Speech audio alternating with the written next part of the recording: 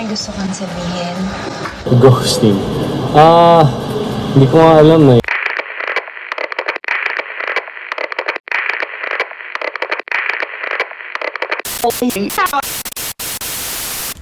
Julia Barretto nagsalita na. Matapos ang ilang linggo na bumulabog ang hiwalayang BEA Alonzo at Gerald Anderson sa social media, kaliwat ka ng batikos ang tinamasa nila Gerald lalo na ni Julia Barretto na nasasangkot bilang dahilan ng breakup nila BEA, the third party ika nga. Kahapon ay nagbigay na ng pahayag si Gerald Anderson na walang third party. Walang ibang tao na naging dahilan ng breakup. Para sa akin, it's always been our personal issues, things that we things inside our relationship. So, no one else was there. Honestly, to my understanding, we did not break up. We just started not talking to me. Ghosting. Hindi ko nga alam eh. Hindi ko nga alam yung ibig sabihin ng term na yun eh. I had to Google it para naiintindihan ko. Siguro ang nangyari, just like any relationship,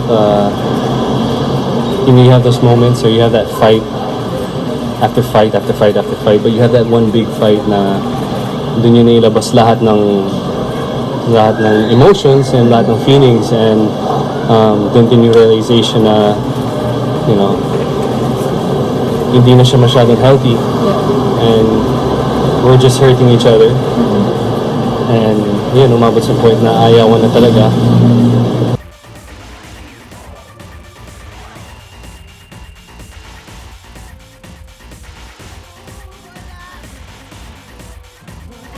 Makita sa mga videos na ito kung gaano ka-isolated si Julia Barretto from other kapamilya stars. Habang lahat ay tila masaya, siya ay nakatalikod, umiiwas at walang kibo. Tila walang pumapansin sa kanya, especially the girls like Maha and Kim Chu. Malayo din sa kanya si Angel Locsin.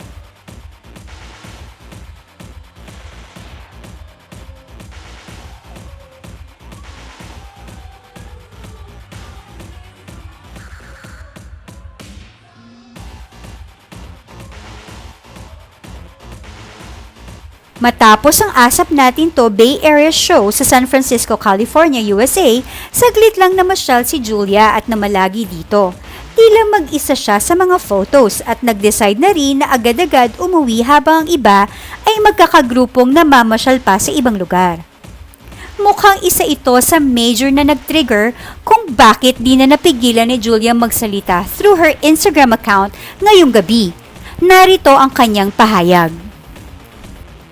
These past weeks, my faith, my patience, and my strength were put to the test. I have endured many harsh words hurled against me and my family everywhere on social media. It is exhausting and painful. While some might have forgotten, I am also human. I was attacked for 2 issues. 1, I cheated on my boyfriend. 2, I was the cause of another relationship's breakup. Let's be clear, Josh and I had broken up 4 months ago.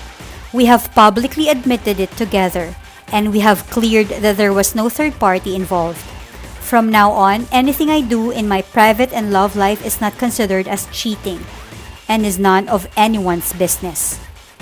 Secondly, I believe Gerald has already made it clear that a third party was not the cause of their breakup. I would like to dissociate myself from the breakup of BEA and Gerald. Their issues are entirely their own. However, since I was brought into this mess without a choice, this is what I have to say. Your heartbreak should have been a private matter, but you have selfishly turned it into something of national concern. BEA, you wanted to keep your hands clean by not mentioning me in your controversial post. But with a click of your finger, in your sly way, you have charged everybody to destroy me for you. You have encouraged a culture of hate by purposely liking harmless photos, putting malice into the minds of many, which resulted in the outrage of insults against me. You are a woman of great influence and following. You could have used that power to promote strength and grace in women, but instead, you've used that to promote social media irresponsibility. That is downright bullying. You can play victim all you want, but I refuse to be your victim. This post is not enough to sum up everything I went through. I took the time to step back and take a look at the situation that I am in. It is so hard to be human in this industry, but I still have every intention to stay in this business that I love so much. For the longest time, I've always dealt with everything in silence, but this time, I am forced to grow up. I will not be sidetracked, derailed, and be dictated by people's judgments and opinions about me. This is me setting myself free and getting my soul back. She is bravely calling out Bea and telling her how bullish she was, how sly she was, really strong words to use, grave accusations to how Bea manipulated, and how she spanned the story so she could look like the silent victim and Julia the culprit.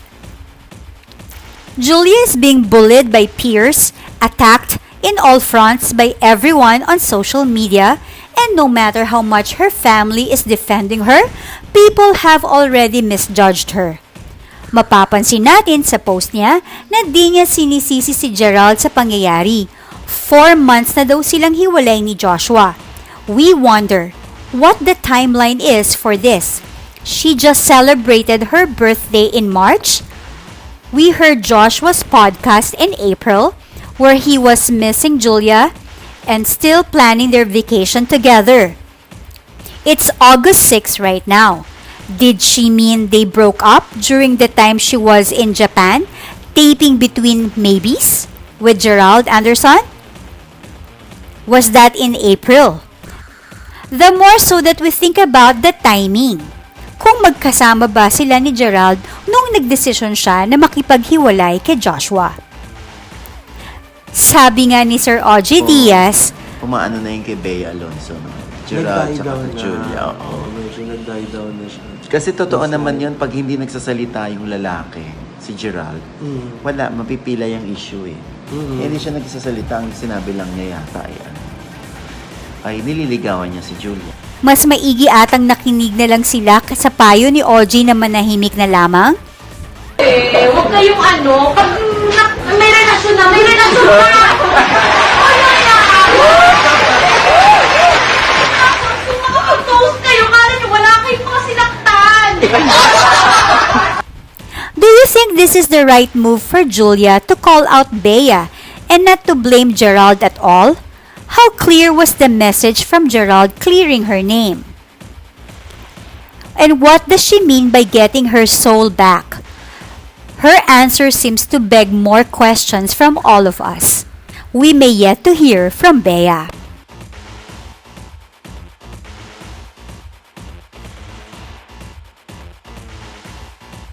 Just a few hours after Julia's post, may reaction agad si Gretchen Barretto. Sabi ng friend ni Gretchen, wrong move Julia, di ka bumilib dyan sa official statement mo. Mas lalo kang naging guilty at nuknuk ka ng nega dyan. Ewan ko sa'yo, Team BEA Alonzo all the way. Tagging Gretchen, Claudine, Angelica, and Angel Locsin. Ang sabi ni Gretchen, Team BEA for the win. The fact that they hired a ghostwriter for this post is hilarious and makes her sound desperate to salvage whatever is left. Mukhang there are 4 sides of the story. Kay Bea, Joshua, Gerald, at Julia. Kanino kayo mas naniniwala? How are you now? Are you okay? Are you moving on? What? How are you? You're unbothered?